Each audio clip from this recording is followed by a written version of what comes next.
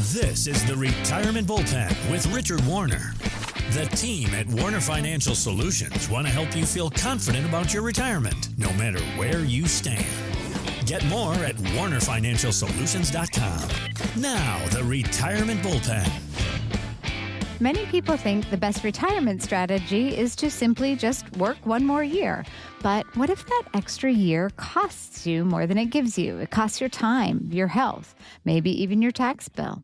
Well, today, our host, Richard Warner, is going to highlight the 10 signs that you may actually be ready to retire and why waiting longer isn't always the smart move. If you've been stuck wondering, am I ready? This is the conversation for you. Richard is an investment advisor representative, certified retirement income professional, and owner of Warner Financial Solutions. You can learn more at warnerfinancialsolutions.com. Richard, always a pleasure to chat with you. How are you? Doing good. How are you doing today, Alyssa? Doing well. This conversation, I'm very interested to hear your thoughts on because my mother-in-law is starting to have this conversation. She won't want me to say how old she is, but she's getting to that point where retirement is a possibility. And that's the question. Am I ready? How will I know when I'm ready? So talk us through it. What are some of the things that listeners should be paying attention to? Signals that either they're seeing in their bodies? What are the signs? Well, I was kind of interested with this Yahoo article, Finance Yahoo article, top 10 signs you're ready to retire. I'm just going to go through these real quickly and then we kind of talk about them. You can ask questions away, but work isn't fulfilling. Tech fatigue. I can relate to tech fatigue. I'm only 50, not near retirement, but I can't imagine somebody who's 60, 65, or 70 dealing with tech. Tech drives me crazy. Promotions don't mean anything to you anymore. Sunday is dread day. It starts earlier and earlier every day. You just don't want to get up and go to work the next day. Right. You're always checking your retirement accounts. Do I have enough? Do I have enough? Do I have enough? Hobbies and volunteer work dominate what you think about all the time. You're always focused on what you're doing away from work. You notice a generational gap at work. Maybe there's not many people your age there anymore. Maybe a lot of your friends have retired. You're jealous of retired friends or partners. Your boss is unbearable. I can really relate to this. This is one of the reasons I haven't had a boss in over 25 years. Sure. That would drive me crazy. Right. Or the 10th one is you are just tired and you just can't keep up with the demands. I thought this was interesting because there's a emotional side to retirement that in some ways is more important. So I'm going to share something that I've experienced since I started working with retirees. I've been working with retirees since 2012. It's just essentially with folks who are past that point or right on the verge of that point. I have had so many conversations over the years with people that said things like, I wish I'd retired earlier. I had plenty of money, but I was scared. Or I wish I would have retired earlier because it declined my health and I ended up having a heart attack. Or I wish I would have spent more time with my spouse. Or I wish I would have spent time with my kids and not work so long, or my grandkids probably at that stage, but it could be kids and grandkids together. Sure. I've just heard so many conversations or comments like that over the years with people who waited that extra year, a couple extra years for whatever reason. They weren't necessarily looking out for what their dreams and interests and goals were. They were like, I got to stick with the company. They've been so good to me. I got to stick with them one more year because they can't find somebody or reasons like that. And there's a lot of consequences to that in certain situations. Not everybody. Some people, and there's others that are different. They like working and you don't fit this mold.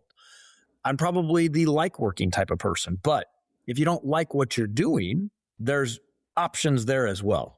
I think the other thing, and it's interesting that it didn't make the list, and maybe it's because it's not a politically correct thing to put on the list, but there's also the reality that corporate America isn't always kind to those nearing retirement. I witnessed it in my mother's situation. She was an emergency room nurse manager for 32 years, dedicated her life to working for the hospital, going in whenever they needed her.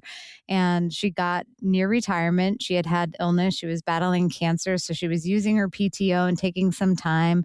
And then without warning, they downsized and combined two departments and gave the managerial position to somebody half her age who didn't have nearly the same amount of PTO and benefits and salary requirements that my mother had. And so she was left with the option after 32 years of service to the hospital that she could go back to working as a night nurse from 11 p.m. to Wow. 7 a.m. And it was just, she opted to retire. She took the severance package. But I think there's that factor too, that corporate America sometimes looks at all of those years that you've put into the company and they go, you're expensive to keep. We're going to let you go whether you're ready or not. That's a very true statement. That would actually be good on this list as well. So I'm adding bonus number 11. Yeah. I've actually had a conversation with somebody recently that exact thing happened. His company got bought out and he was forced to retire. He ended up having to get an attorney over it. So wow. Now, not that he wasn't necessarily prepared, but he wasn't ready to retire yet, if that makes sense. So that's kind of the other end of it, is some people aren't ready to retire and are forced to. So there's just lots of things to factor on the emotional side of retirement. And what a lot of folks do is they focus on the numbers. They focus on the numbers. The numbers are important. Don't get me wrong. If you have $10 to your name and you call me up and say, because I've literally had this type of thing happen, I've worked 40 years, I deserve to retire. You do deserve to retire if you can live on your Social Security, because that's all you're going to have. There's not a magic way for me to turn your $10 into 10 million. Right. So, and that sounds extreme, but I've gotten that call quite a few times. Wow. You deserve to retire because you worked and saved for it, not necessarily just because you showed up. Right. Now, that might come across a little harsh, but the numbers. So my point is, the numbers do matter. Sure. But there are hybrid ways to pull this thing off. So let's say you're one of these people that's just tired of this job. You can't stand your your boss. Maybe your boss's name is Bob. Maybe your boss is Bob, yep. That's a Freudian slip. You had a boss somewhere. No offense to any Bobs out there. But anyway, maybe there's just something you just don't like about it. Can you retire from that place of work? Take on a different role. Maybe it's not as much money, and supplement your retirement to make the numbers work. A lot of people can. There's a lot of opportunity in the marketplace today for smaller companies. Maybe you don't get the benefits and all that, but do you need the benefits anymore? You're probably Medicare age when you're considering this, so you have health insurance. You don't necessarily need to contribute to retirement. You just need it to grow, and you could still contribute on the side through regular contributions. But you get some peace of mind. You enjoy your work. You look forward to doing it. Maybe you work 20 hours a week instead of 40. Maybe it meets that socialization factor that you want. I don't want to sit at home and be stuck in the house, but I can go out and interact with other people, but I'm not committing 7 days a week to it.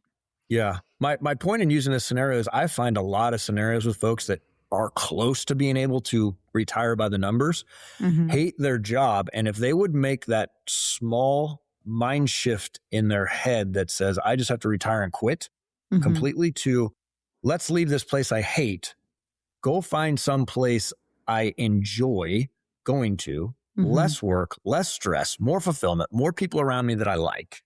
Allow the numbers to play themselves out the way they should, because you're not taking the withdrawal rate that you would if you just cold turkey retired when you're quite financially not quite ready. So that's one way to pull it off.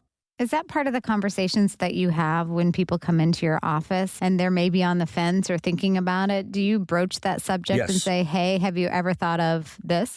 This happens almost every time. Now, typically people who are just, and I can usually sense this type of person because I'm a lot the same way. Some people you can just tell they're geared. They're not ready to retire and sit on the couch. They're going to do this. Usually they're talking about that. Right. And so what does that look like? I run into scenarios where they don't need to. It's not from a financial need. Then I run into scenarios that people just aren't sure. And so one of my questions in the process we take folks through is, are you willing to find and do something on the side, 20 hours a week, to make retirement work? A lot of people are, if they will somewhat enjoy it. It's more flexible, maybe seasonal. Find a lot of people like doing seasonal stuff. They don't mind working in the summer. Maybe they can mow lawns for the city. Whatever. I'm just throwing an example out there. There's a lot of opportunity in places like that because, let's be honest, not a lot of kids want to pick up those jobs in the summer anymore. I hate to say it, but it's becoming truer and truer and truer.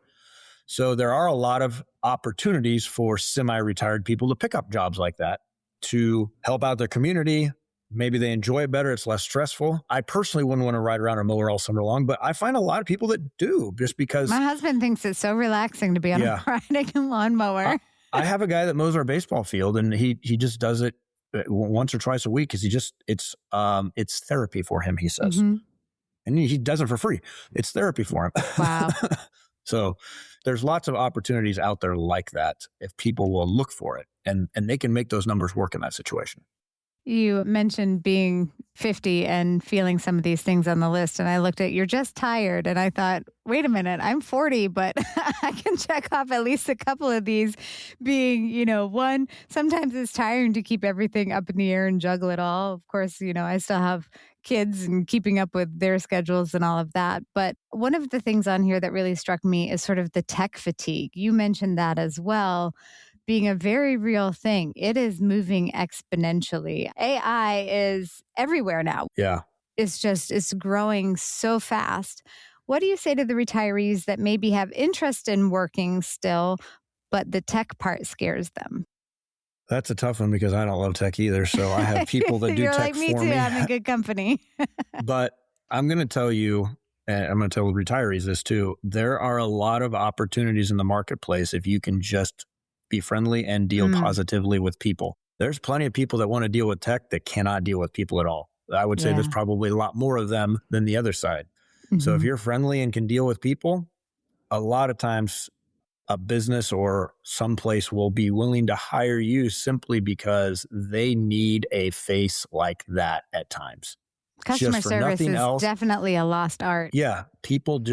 It's harder and harder to find people that take good care of their customers. And I think just about any business is looking for that to a certain, especially from a part-time role. So I don't think I'd worry about that because most of the people that are going and looking to find these things, tech is not necessarily something they're having to do. That's typically what they're trying to get away from. But, some people, if they're interested in tech, you can learn some of these, because I know some older retired people that are really, really good at that because it interests them and they've learned it and gotten really good at it. And now you can add an extra level of abilities that you have in the workforce. So if you're friendly and can do that, you can find all sorts of things that you like to do if you enjoy doing it. And maybe you can even work from home, possibly. Sure. So it depends upon the situation. So sometimes you got to be creative. People get stuck in, I've always done it this way. And it's going to have to be that way if I work in retirement. And the world is changing as far as how people work and the things that are needed and the gaps in a typical business out there, what they need and what they're looking for. So if you're creative with your thoughts about where to look and what you're willing to do that you can enjoy, I think you can find a solution if you really want to. Matter of fact, I'm almost willing to guarantee it. I want to end it with a philosophical question. Okay. You are a numbers guy. That's what you do every day is you're looking at numbers and you're helping people balance their portfolios and weigh the pros and cons of situations. How much of this retirement decision should be numbers and how much of it should be emotional if you were to assign a percentage to those? I would say it's a good question. It's not necessarily easy to answer. I would say that depends on the numbers. Mm-hmm. So, for example, what I mean by that, a person who has worked their whole life and saved nothing, making that adjustment to part-time somewhere else to supplement their Social Security so they can retire probably isn't going to work well because they're going to have to keep that up for the rest of their life and they're physically not going to be able to. It will eventually kill them. I mean, it really will. So that's the scenario where you've got to weigh a little bit more on the numbers. Now, let's take a look at an example of maybe a couple or an individual who is really close. Maybe we run their numbers and they're going to run out of money when they're 75 to 80 years old and they'd like to see it last till they're 90 years old. Mm-hmm. Now, this I would weigh 50-50 because if you can find something to stretch that out and push those numbers back, you have a very good chance of making that transition work. So if it's going to increase your mental wellness, your emotional wellness, your overall well-being, how you feel, I think it's well worth it. So in that case, you're getting a lot more like 50-50 and maybe even leaning more to the emotional side than the number side. So, and obviously somebody who has plenty, it's all about the emotion, really. Sure. And I will say I run into that probably more than any is they have plenty of money to retire. Mm-hmm. They just not sure They're afraid of it. They're just afraid of it. Like they don't know how to make it work. They don't believe that they can make it work. And really that's what our process takes people through, is helping you understand how you can financially retire so that the emotional side of it will take care of itself. If you know it's going to work out numbers wise, a lot of times that helps settle those emotions. So don't just assume because you don't have X amount of dollars that you can't retire. That's not necessarily the case. It's not about dollars. It's about what's your expenses each month, what's your income, and what does that look like projected 30 years into the future? Is it going to work? And if it is, why keep doing something you don't want to do? And you can't really put a quantitative number on something like emotions because, to your point, everybody's situation is different. And there's a big difference between I'm going to retire now because I have an illness and I may only be alive for 5 more years versus that time becomes suddenly way more valuable than if you believe that you have 30 more years. Yeah. So there are factors in there that you can't really quantify with a number, but it starts with a conversation. If somebody's listening in and wanting to have that conversation with you, what does it look like to start a dialogue? Just got to get a feel for your situation. What is your situation looking like? What do you want to do? What's holding you back?